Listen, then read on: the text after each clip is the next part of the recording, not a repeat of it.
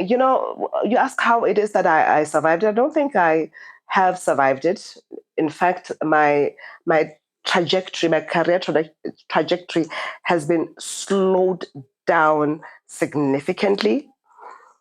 I want to cry half the time. Yeah. Like, I could. Yeah. When you think about it, it's painful because It's painful. it's your life, it's your years, it's your time. It's your You're not getting ambition. it back. You're not getting your youth back. You're not getting those You're years not getting your back. youth back. You're not getting any of it Yeah. back. And here you are. But how I survive it is that from the first time it happened, I was shocked. Like, human beings can be this cruel. Yeah. Like, really? But I'm doing so well. Isn't that what you want for the station? Yeah. Like, does it make sense to fire a top seller, Right. best show? Like.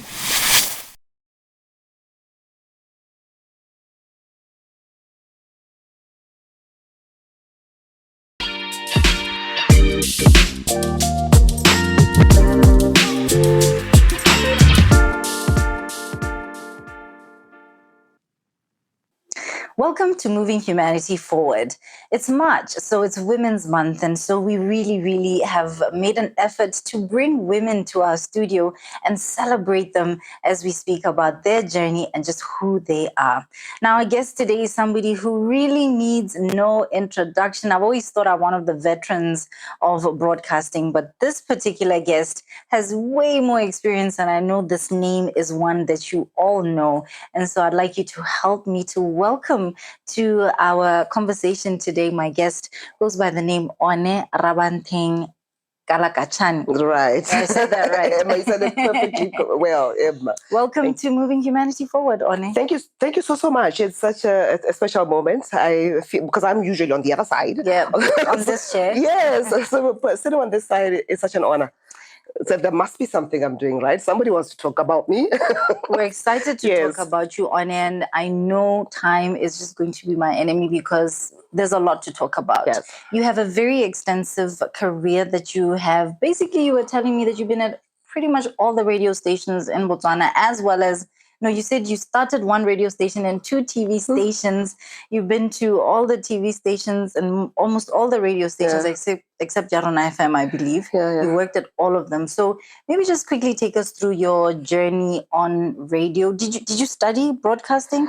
My media journey has been a very big, huge, exciting learning experience. I will call it that. Are you still learning now? I am still learning. How many years have you been in broadcasting? This is year 26. Sure. 26 years that I have been learning and learning and learning. And I continue to learn because this is one space that continues to be dynamic. But even coming from the traditional space, traditional practice of media, there still is extensive amounts of knowledge because communications media really is people. Yeah. For as much as people are diverse, this is how much there is to learn. There's basic principles, of course, of practice, which is what you go for the formal training for, but you continue to learn and continue to evolve. I mean, there was a time that graphics required somebody to actually be drawing on a piece of paper with an object, and today can like all that can be done online. Yeah, I mean, on yes, computers. So my journey started with what was the television project. I'm part of that team of 72 people that were trained and grilled to man. Wait, who was training you?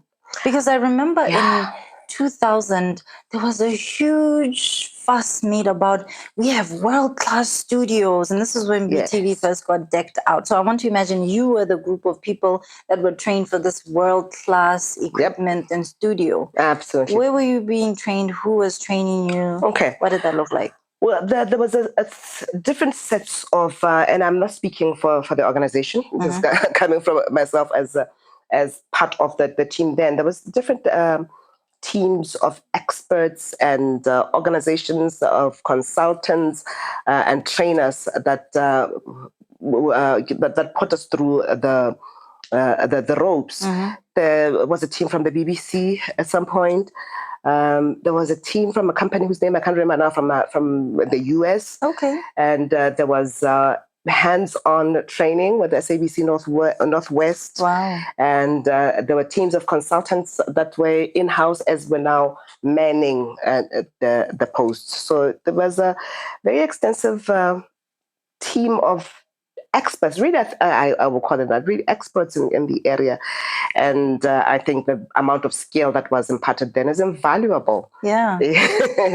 I really love the fact that you also talk about the fact that you're still learning, because I think that's so important, to stay teachable no matter how long you've been doing whatever you've been doing. So you started there, and so your journey first began in front of the camera. Absolutely not, actually. Where did it Absolutely begin? not.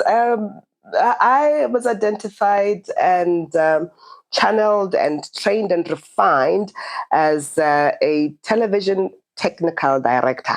Oh. Yes. And a producer. Okay. That's where it started. Extremely behind the scenes. And this is the place that I am most comfortable, because this is the place that actually paints the picture. You know, this is the place that puts together a product and give it direction, give it a tone, give it a sound. Yeah. And then we come here and do the magic of delivering it yourself, of delivering it. So that's where I started. And yes, we put BTV on air. In fact, the first picture that went on BTV, when BTV went live, was directed by myself. Wow. Back in 99, or was it 2000? Yes. And then a bug that had always been inside me, which is that of a performer, just started surfacing. And I, within the mass media complex, went across to radio and found my voice, so to speak. And radio. Wait. Me. Let's now go back. So you had you been a performer? Were you a drama student in plays, stools, variety shows? Were you a singer? Tell us. Yes, I'm a lot of things creative. I danced in my younger years. I actually did fine art. I actually wrote the art exam. Wow. Cambridge. When you say dancer, you mean borankana or ballroom? What kind of dance? Modern jazz dance, borankana. In fact, at secondary school, I formed a traditional dance group.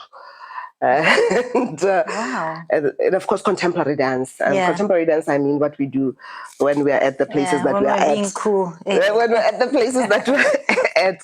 Yes. So there has been a lot. So in this is in your secondary school. In tertiary, are there any sort of art driven activities? Yeah, well, in terms of participating, but not in a formalized manner at any point. Okay. Yeah. So now, like you're saying, this bug comes up. Yes. How long had you been directing at this point? And I think it was the initial 3 years of the station. Yes, and then. So did you actually have the door open, so you did both at the same time, or was it okay, goodbye you, hi you? No, absolutely did both at the same time. I was at the radio station at 4:30 a.m. Eventually, it didn't start there. I started off, my first experience behind the mic was as a guest on Gloria Khosi's show. Okay. And as a guest on Kenneth Mwing, DJ Cartwright's show. My former programs manager. Our former boss, some other place. And I remember him asking me, so what are you going to call yourself? I'm like, the Divine Diva with a Difference. And it just came out. But then later I found meaning to it, you know, divinity, diva, and then with a difference as well. But at that moment, it was just a moment. It just came out. I call myself the Divine Diva. Wow. With a difference. Yeah. So that's why I started. And eventually I got my own show. So I would start with the show, which was the breakfast show, which started at 5 a.m., by the way. At that time. Yeah. Then 5 a.m. until 9 a.m. And from there, then I would scoot over to the television project then. And that would be done after the last bulletin at 9 p.m. So you had a full, more than 12-hour day every day? And I enjoyed every bit of it. Wow. But you see, that's my blessing and my curse. I actually thrived on every bit of adrenaline of it. So for that reason, my journey has really been I've been like a sponge. Yeah. taking in where you can everything that crossed my path in these streets of media broadcast. Okay, so at this point you are at mass media. Yeah. You're there for about 3 years. 3 years, and then across to the radio station for another 4 or 5 years. So this now takes us to 2008, 2009, somewhere there. Somewhere around there. What happens next? Right. From there, Are you still on breakfast, by the way, on the radio station? Or yes. Yes, I was on breakfast until the final year, and that actually felt like a nudge out. Okay. Which it turned out to be. Okay. Until the final year, then I was given a 9 p.m. to midnight slot. Was this by request or they just shifted you? Yeah, it was just a shift around. Okay. That happened, as it often happens in these streets. Yeah. So then my exit, actually we should talk about that. My exits have been really great, heart-wrenching upheavals. She's touching a spot that is super painful, like for myself as well. We'll continue this conversation. This is the Moving Humanity Forward podcast. And you can find us on Facebook. If you type MHF podcast, you'll find us there. Otherwise, YouTube, LinkedIn, as well as TikTok, Moving Humanity Forward podcast. Stay right here. We will be back.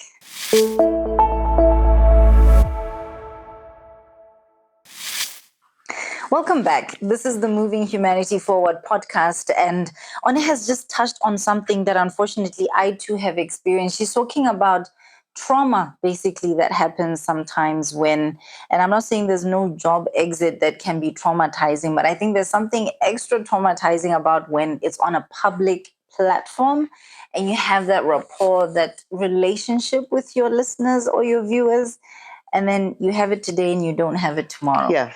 So I think it's the from nowhere, out of the blue. Yeah. Nobody ever said they had any problems with you, but now all of a sudden we don't want you. Yeah. Take me through some of what you experienced. Some of these upheavals. I'll tell you. First of all, you make a good point that you establish a relationship. You establish a purpose. You establish your footing, and this is where you live your life. So and the thing with broadcast media, and especially radio, is that there is a persona, there's a personality. So there's part of yourself that goes into it. Yeah. That is why the different radio personalities would differ in terms of interest and in terms of audience following. So there's a part of yourself that goes into it, right into it. And the termination of it is not only loss of income, is loss of that relationship. And then there's also that vulnerability of being out of a job. Would you say there's a bit publicly of loss of identity almost? Because, like you're saying, there's that part of you that you channel, that personality that you create, channel, build, nurture specifically for that, show, that program. And then now all of a sudden you don't have a job, and it's all in the public space. And it's all in the public space. And I think what becomes heart-wrenching is the easing or the notice. So you come to terms with it and you start preparing yourself psychologically and otherwise for it. It has been my type of luck that I have had from different media houses. By the way, I started two television entities, started one radio entity, worked at another two radio entities in Botswana only, which is unfortunate. I was going to ask you that. Yes. Across the borders. But four out of these 7 entities have been just that type of luck. Where you just get cut like this and there's no notice. You don't even have a chance to say goodbye. Not a chance to say goodbye, or where even the labor relations or administrative issues are done properly. I have had to write a letter to the president to request something called a presidential pardon. This is just how ugly one of my exits was. Okay. Wow. Yeah. So then it went to that. Curious, why are you being pardoned by the president? crime did you commit? It was perceived that I had abandoned the public service, and then the administration said that well, for that reason of, I think it's called abandon. It's not abandonment. It's when you're not there for work anyway. Then you are dismissed from the public service. So you failed to come to work, basically, something like that. That whole time I'm live on radio. The same department, but anyway, sorry for another day. So yeah, that happened. In fact, when it came to after the president, I think the president then started off. The president then was President Buhari. When I started the whole communication, and it was eventually solved during the administration of President Khama. And somebody at the office of the president was like, "Why is this even a presidential matter?" Yeah, it's such a straightforward But anyway, so that was that. And then another one was coming out of Duma FM. Yeah, I remember coming out of Duma FM. Overzealous, because as you left, I was coming in. Yeah, and there was still, even the listeners were still very unhappy. Overzealous me. This is now President Khama's inauguration. And I'm thinking, okay, technically we haven't sorted out how we're gonna get this scoop. You know, just that energy to be the most sought after broadcaster. You know, it's what goes into the whole process of sitting at that desk. I want my viewership, my listenership here, glued here. And what is the moment? The moment right now is President Khama. Like, okay, you know what? So it's happening there on TV. Let's get clever. Get a microphone to get the sound from television. So it goes on, and somewhere along the way, then we forget that we have a live mic. And so comes in, we're actually oogling over how good looking President Khama is looking. If he said marry me, I'll jump into type of girl talk. And it was live. Live. Yeah, so that was the cause of my next exit. I personally felt that it was a matter that could have been resolved. I think there was a lot of moving parts at the employer then, that the employer felt it was non-negotiable. I had to take a salary cut, and I decided to walk. Then I walked into the second TV entity that I was part of starting. So, you know how I exited that? There I was. In fact, I got the TV station to start 7 local productions on just 2 cameras. One was ailing. 2 cameras and about a staff complement of about 12. But at some point, we had 7 shows going. Wow. Just getting creative and making means, making ends. Wait, so what was your title at this point? Are you a director? Head of content. Okay. Head of content. So I was trying to get as much of content as we possibly could. I remember there was a young man that was living with disability. I'm like, okay, you have a very well-spoken young man. What if we come up with a product around living with disability? And he was like, hands-on. And and we did that. So where I was sitting, really, I was getting creative with what we have to optimize product. Again, main objective is the viewer. Yeah. Get those eyeballs to the station. It was a very interesting experience because then we were, what was GBC and then became Botswana was being handheld by ETV. Yes, in South Africa. In South Africa. Yes, so I remember some people being trained in South Africa. I actually went there too for training, learning the ropes and so on and so forth. So that was the standard. The standard was nothing here. Yeah. That was the standard. Yeah. That's what we're going for. So then I got an opportunity to participate at the International Visitor Leadership Program of the U.S. State Department. So they pick on people every once in a while around where they have embassies that are in a position of leadership. Then it was in the position of leadership in media to participate. And then my then manager was like, no, you've just started a program here at which we have actually invited the president. You can't just take off to America. I'm like, sir, I'm going. Sure. But say I'm going. Like you go, you have left this. I'm like, but say I'm going. To America? Did you not get along with this person? Well, not that I was aware of. So all along you knew that you did get along. You didn't know that you had any issues. Yes, but whenever I meet my friend, I don't really have friends. No, I'm not in a saying friends. I workspace. mean, you can tell even in a professional setting Yeah. if somebody, always you have confrontations and No, clashes. that wasn't the You didn't have situation. any of I that. don't think. So, and I mean, I'm just thinking, who's going to give up the opportunity to get trained, in the US? To train in the US to also have that under your belt, that Yeah. you are considered an international visitor leader. Yeah. When else am I going to get that? Yeah. I'm like, so I'm going. So I went. And you lost your job. Touchdown. I found my dismissal letter. Wow. And I accepted it and moved on.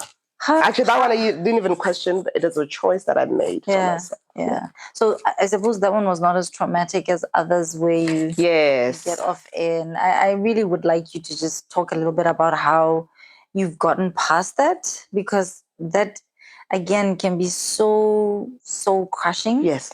And you're taking us through the journey, but there and there we keep hearing these exits where it's like then you go home and it's the loss of income and all of these things, loss of platform. And mind you, we haven't mentioned this, but you have a daughter at this point. In fact, you gave birth right at the very beginning of the story to a young lady who is now actually one of the up and coming artists in Botswana. I think that's really awesome. Actually, I birthed my media journey in the same year that I birthed my daughter. Wow. So I was doing interviews heavily pregnant and daring to go in there like, but ma'am, I'm like, but this is me. So having a daughter that is also operating in these spaces is actually scary for me. It's scary because there is a lot of disingenuousness that happens. There's a lot of underhandedness that happens. I'll tell you why. Because creative arts, it's called create. It's almost like you are the one that's in the likeness of the creator. And for that reason, a lot of people really look up to it and want to be it. And sometimes the competition is really unhealthy. Yes. So having but do you think it's the competition, or is it more just that there really isn't much recognition given to this particular space? And yet we know the world over, this is a space that is literally a money maker. It is an influencer. It is all these things. And we have so much talent in Botswana. I wonder whether you really think it's the competition or just that we just don't give it enough credit in Botswana. And so as a result, that the pie is so little. It's not about the competition, but just the pie is so little. The pie is very little is a reality. It's a very real reality. I will also, I'll say both. And then I think this space makes some people feel like a sort of power that they're willing to kill for. Sure. Type thing. But being in the space where you have audiences, the ego, the pride, that comes with it, the fanfare, the fame, the fanfare, the glitz and glam type thing. So it has really, I have seen the space really take people out of humanness and outright cold. So how have you dealt with it? And even say now coming back to you land on the touchdown dismissal letter. You have a daughter. Yeah. This is not your first time that you've had this happen to you. Yeah. What do you do when that happens? Do you head back home? Do you have a supportive mom and dad at this point in time? Do you have a partner? Yeah. What's your backbone? I have a supportive family, and I think my family is supportive in that they don't stand against me or discourage me or whatever. Yeah. But they really have no clue what you're doing. What I go through to the larger extent. But it is just having that cushion that this person loves me regardless. Type thing. But you ask how it is that I survived. I don't think I have survived it. In fact, my trajectory, my career trajectory has been slowed down significantly. I want to cry half the time. Yeah. Like I could. Yeah. When you think about it, it's painful because It's it's painful. your life, it's your years, it's your time. It's your You're not getting ambition. it back. You're not getting your youth back. You're not getting those You're years not getting your back. youth back. You're not getting any of it back. And here you are. But how I survive it is that from the first time it happened, I was shocked. Like, human beings can be this cruel. Yeah. Like, really? But I'm doing so well. Isn't that what you want from the station? Yeah, like, does it make sense to fire a top seller, Right. best show, like, And I money realized, spinner? yes, it absolutely is happening. And then that you will find only God can place it in you.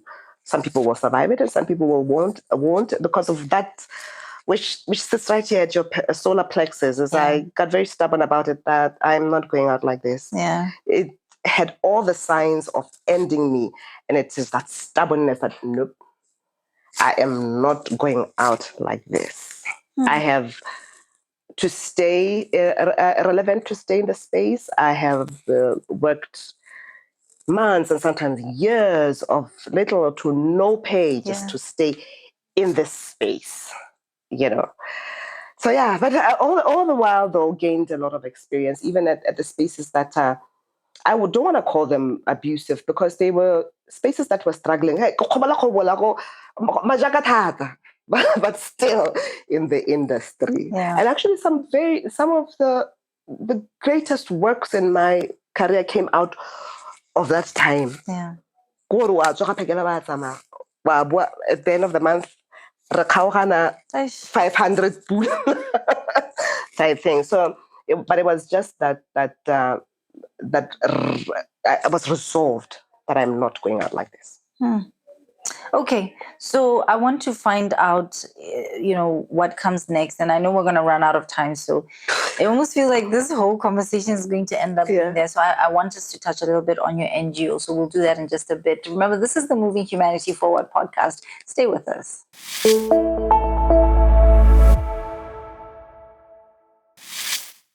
Welcome back. This is Moving Humanity Forward. And when we say the name on Rabantheng, okay, the Kalakachane is a new one, right? A new addition to it. And I had really wanted to talk about that. Congratulations to you, by the way. I know I want us to talk about the NGO, but I cannot not ask you this. Advice. You know what I'm saying? Maybe I can get a few tips. Especially the second time like you. Girl, and you did this at a much later stage. Yes. And also in the media space. I think for me, one of the things that I just have concluded for myself is that growing up, I was always told I intimidate people. So now I feel like it's kind of worse. Being in the public eye makes people think they know you and they have an idea of who you are. Whereas a lot of the time, that's just sort of your personality or something you're putting in front of the camera. It's not necessarily you. So absolutely. Very quickly. Yeah. Give us the tip. Well, very quickly, I would say, I think that the thing that I found working for me is that the relationship actually had no idea of the personality. Okay. Yes. Okay, so they didn't really know on air one thing, the media personality. It's after we met. I'm like, oh yeah, is that you? You're that one. All right. Because that way, the thing is, when you exist in this space, you hardly ever know what is genuine or what is just fanatical, or what is plain out deception. Yeah, out to, because that does to get you. So yes, there's a special skills of socializing that you unfortunately would need to have to be able to tell, the chaff from the So it really did help in my case that that my husband was not in the space. Yeah. He would say things like, "Wow, why am I present? Will be it." Yeah, so he doesn't. Yeah. We honestly. Wait, so where did you meet? Where should I start going? I should advise you to go there because we met in a nightclub. Okay. 16 years ago. Okay. So the thing is, so this is somebody you've known all along. Yes. Somebody who's a friend. Yes, the relationship played out. Okay. By the time we decided to get married, it was like, by the way, we need to finish this. because this is where I'm not going anywhere. I'm not going anywhere. So can we just, Wow, you formalize know, this. yeah. And Okay. but for practical reasons, you know. No, no. Which practical Well, for the reasons? practical reasons that we had resolved in a relationship that we are not going anywhere. Okay. And when it comes to the family finance, business, the children, you know, just to give them the sort of structure that we, both of us, believe is a structure that we believe in. Because I'm not saying that it's the only structure, by the way. So I'm saying that both of us believe in the structure of family, nuclear family, mother, father. Yeah. And since we had the relationship that afforded us that, Yeah. so then we went there. Wow. Yeah. How was that going? Beautiful. Does the media space make it weird? No. You know what? When you mentioned that when you're in the public space, a lot of people, well, people just assume they know you. The thing is, my life, the person on it, does not exist there. Yeah. I'm actually a very antisocial person. Yeah, and I tell people I'm shy and they Extremely. don't believe me. Yeah. I'm not sure. I'm antisocial in that I don't hang in the social circles. You don't go out. I You're do go homeboy. out, but the places I go out to, you'll be shocked. We want to know. We want to know. You will find me go Marigana, go Mushuji, go whatever type Okay. thing. It's the sort of space that really does not put forth my career, but it's just I'm just a girl. I'm just a girl in the hood, and it will treat me the way I treat it, and my career does not walk in front of me, type thing. So these are the sort of spaces that you'd find me. Yeah. Okay. So that hasn't, your husband is okay with you walking in the mall and hi, that's not a problem. Yeah. Because I know some men can be territorial. It's like you go somewhere and you're greeting everyone. And I think I'm fortunate. I'm fortunate in that I don't know how it is. I cannot say there's anything that I did to get this relationship. Is to get the sort of partner that is actually not afraid to see you or help you shine. Wow. Yeah. Becomes running. At an event, just shine, Yeah, do you? shine on type thing. Yeah. So I think it's a very fortunate thing to have. So as I express myself, as I relate with my ecosystem, whether it is audiences and colleagues and whatever, it really has not been a problem. Wow. Yeah. And I could work until 2 a.m. And it's not a problem. You're going to get home. Who's dropping you? And I'll say, John. Okay, John, the sound man, okay, sharp. Type thing is to be able to trust me to my space. Yeah.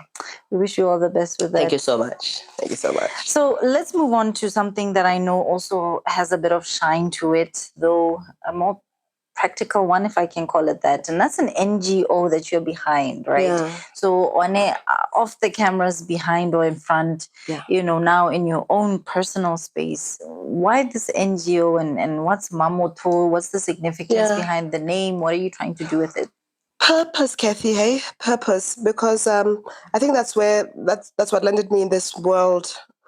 Anyway, is that human interaction is a very core value for me. And human interaction, where it is that I could positively contribute, to the advancement of human interaction. That's why I've dabbled in media and communications and a bit of communications for politics, but I stay here where the people meet is where I always find myself to thrive. And Mamoto came about because I have in my own personal space found myself leaning towards noticing need, lack, injustice, and not being able to shut up about it.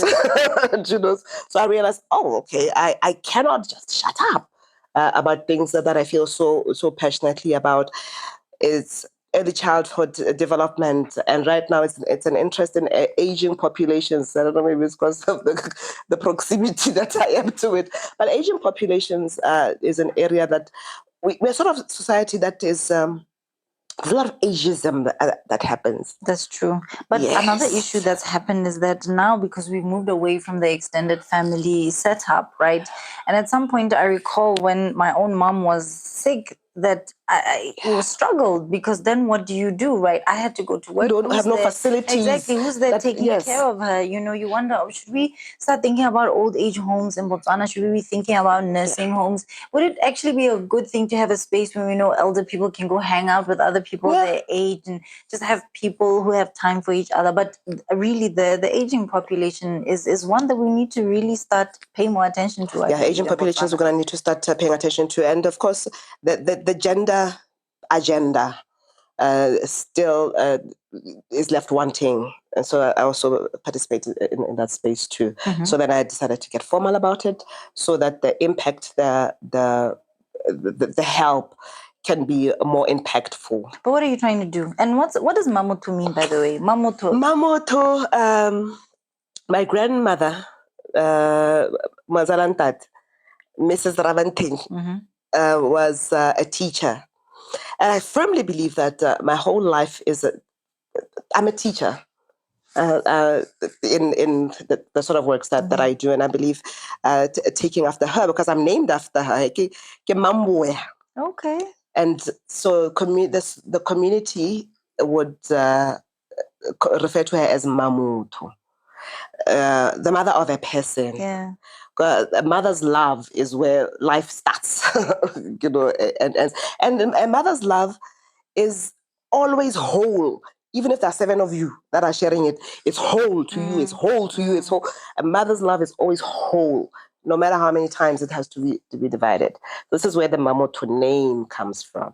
Yeah. So it is that with the purpose of touching humanity positively wherever. I love that. I love that. And it very much aligns with what we're trying to do, Yes. and moving humanity forward. So talk to me about now grassroots level. What are you doing on the ground? Are you doing anything on the ground? Do you have plans to do something? How can somebody get involved if somebody's listening and thinking, you know what she's saying makes sense? I'm somebody who also can't shut up when I see injustice, because I think, what do they say, that evil happens when good men are quiet? Keep something quiet. like that. Yes. So I mean, just that, I think, is a lot of motivation. And I also believe that more of us need to stand up and do something. I just believe if everybody can decide, I'm going to take one step.